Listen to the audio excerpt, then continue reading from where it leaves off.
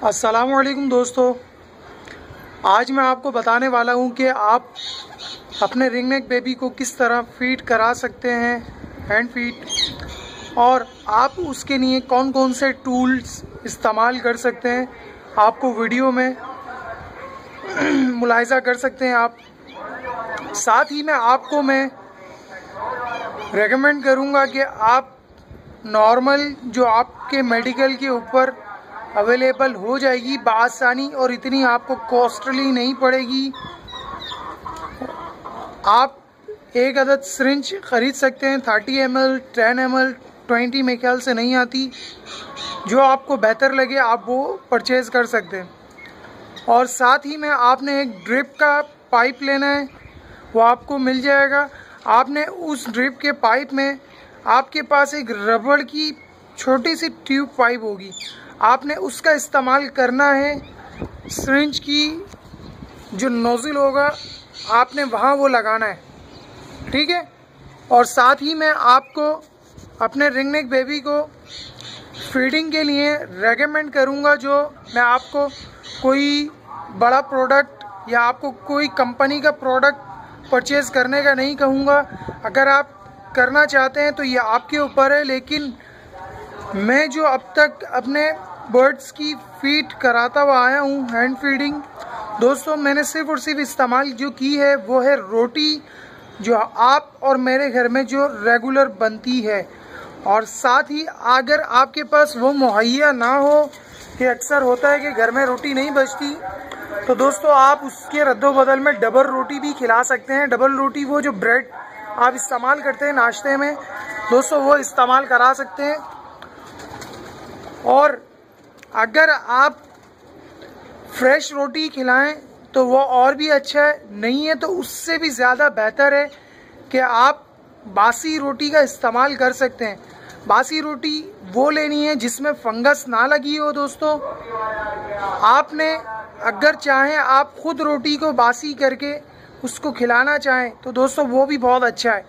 आपने एक टुकड़ा लेना है रोटी का, आपने उसको रात भर बाहर छोड़ देना है, तो दोस्तों वो सुबह तक सूख जाएगी। फिर आपने उसी रोटी को बिल्कुल तोड़ के छोटे छोटे पीस बना के आपने उसको पानी में भिगो लेना है। और पानी में भिगोना इस तरीके से दोस्तों कि उसे तकरीबन आप 1 घंटा या 45 मिनट आप उसे भीगे रहने दें। और भीगने के बाद आप उसे हाथ से मैश करके देखें कि आया वो रोटी ठीक तरीके से भीग चुकी है या नहीं। अगर वो रोटी ठीक तरीके से भीगी होगी तो दोस्तों आप उसको बआसानी फीड करा सकते हैं, नहीं तो आप उसे सिरिंज के ज़रिए भी फीड करा सकते हैं बआसानी। आपको पहले जो कोशिश करनी है आपको हाथ से फीड करानी है। अगर ऐसा ना कर सकें आप तो दोस्तों आप सिरिंज की मदद से फीड करा सकते हैं। आप जो रिंग नेक बेबी जो क्लिक करते हैं यानी कि जो परचेज़ करते हैं या आप हांडी से निकालते हैं, तो दोस्तों अगर वो छोटा बेबी होगा तो दोस्तों वो भूख के बाइस आपसे दाना खुद ही मांगेगा, तो आप तब उसे फीड करा सकते हैं। अगर आप थोड़ा बच्चा बड़ा लेंगे तकरीबन 20 डेज से 25 डेज, तो दोस्तों वो बच्चा होशियार होगा थोड़ा, तो दोस्तों वो दाना इतना नहीं मांगेगा। आपको उसके लिए एक टाइमिंग सेट करनी पड़ेगी जिस पर आप उसको फीड दे दें।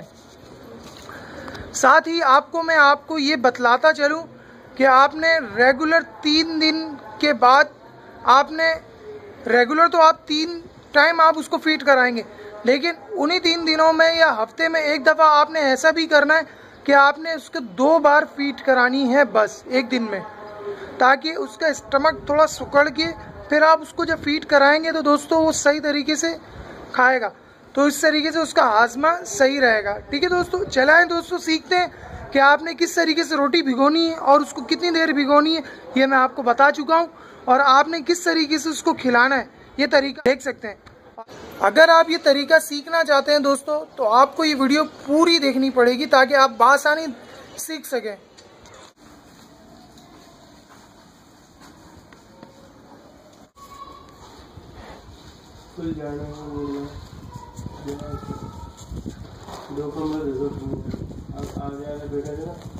तो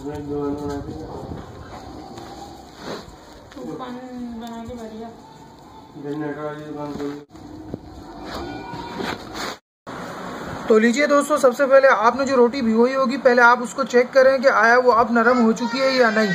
ठीक है दोस्तों, आप उसको इस तरीके से कुचल के देख सकते हैं। ठीक है, फिर आप जो करेंगे वो ये, आपने अपने रिंग नेक बेबी को इस तरीके से पकड़ना है दोस्तों।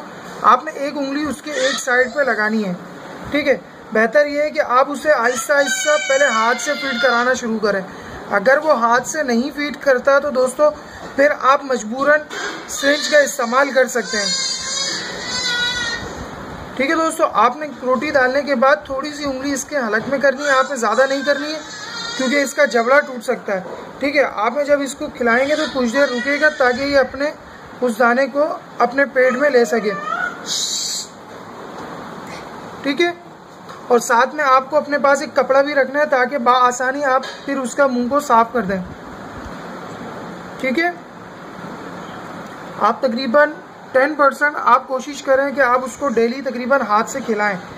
ठीक है, अगर वो हाथ से नहीं खाता दोस्तों, क्योंकि अगर बच्चा बड़ा हो जाएगा रिंग नेक का तो वो दोस्तों वो आपसे टकराएगा और वो हैंड फीड आपके हाथ से नहीं करेगा, तो तब आपको मजबूरन सिरिंज की मदद लेनी पड़ेगी। ठीक है दोस्तों,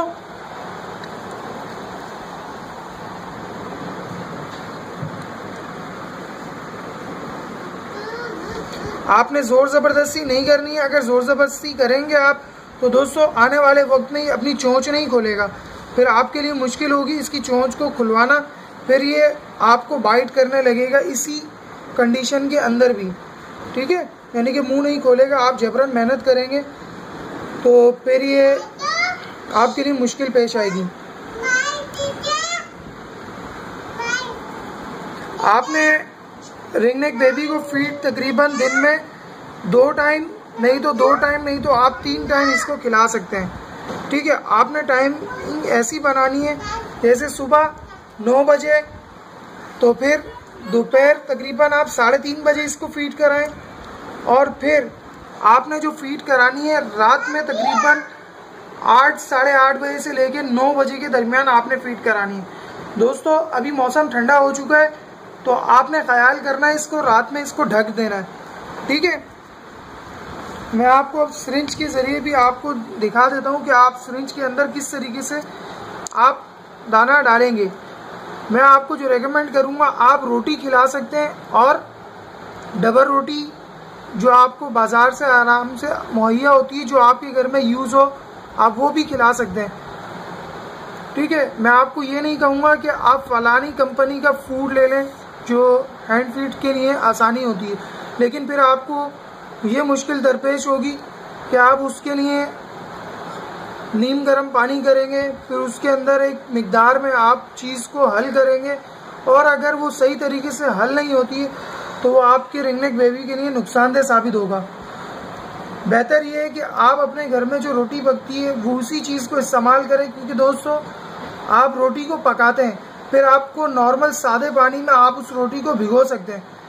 आप चाहें तो ताज़ी रोटी भी ले सकते हैं, और चाहें तो आप बासी रोटी, वो बासी रोटी जिसके अंदर फंगस ना लगी हो, आप वो इस्तेमाल करा सकते हैं।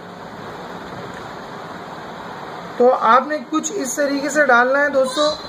तकरीबन आप, मेरे पास जो सिरिंज है वो है 30 ml की, तो आप 30 ml में तकरीबन 15 ml आप डाल सकते हैं, और तकरीबन 3 ml तक आप उसमें पानी डाल लें। ठीक है, आप पानी डालने के बाद फिर आप जब सिरिंज बंद करेंगे तो दोस्तों आप उसको हल करने के लिए आप उसे शेक करें। और दूसरा दोस्तों 30 ml की सिरिंज में इसलिए भी इस्तेमाल कर रहा हूँ क्योंकि मुझे आगे ज़रूरत पड़ेगी इंशाल्लाह, जब मेरी अभी नेक्स्ट कॉलेज आएंगे। ठीक है, क्योंकि उसमें बच्चों की तादाद ज़्यादा होगी, और अगर आप चाहें तो 10 ml की सीसी भी इस्तेमाल कर सकते हैं, लेकिन उसमें आपको मुश्किल ये दरपेश होगी दोस्तों, अक्सर रोटी आपकी सही तरीके से हल नहीं होती, आप जल्दी में होते हैं तो वो उसका जो नोज़ल होता है वो बहुत छोटा होता है, उसमें अक्सर दाने रुक जाते हैं, फिर आपको मुश्किल दरपेश होती है। आप नाली के अंदर कोई चीज़, बारीक चीज़ डाल के उसको निकालते हैं। ठीक है दोस्तों, आप इसे अच्छी तरीके से शेक कर लें ताकि रोटी बहुत अच्छे तरीके से मैश हो जाए इसमें और हल हो जाए। अगर आपको पानी थोड़ा कम लगे तो दोस्तों आप डाल सकते हैं। आपने कोशिश ये करनी है सर्दी में थोड़ा नॉर्मल पानी पिलाना है। आप गर्मी में आप फूड खिलाने के बाद तकरीबन 1 घंटे बाद आप थोड़ा सा पानी और पिला सकते हैं, लेकिन वो भी आप दिन में पिलाएंगे, रात में नहीं।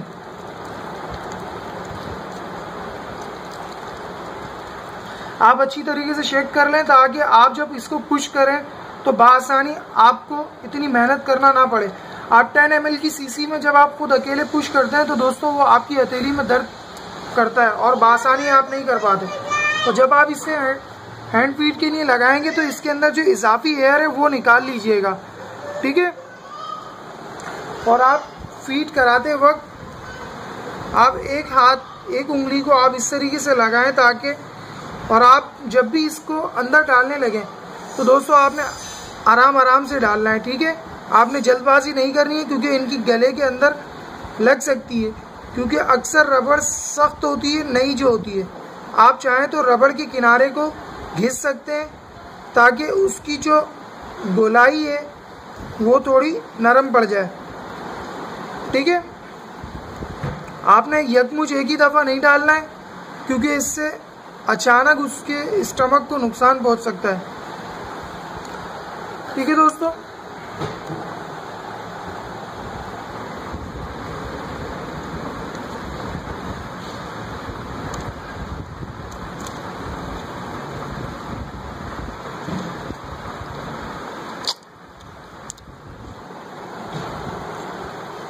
फीड कराते वक्त आपको इस बात का भी ख्याल करना है कि आपने ज़्यादा ओवरलोड नहीं करना है। वो इसलिए क्योंकि इसके नथनों से, यानी कि इसके ज़्यादा हो जाएगा जब ये सांस लेगा तो इसके नथनों में पानी है, इसके नथनों से वो निकल सकती है आपकी जो फूड है।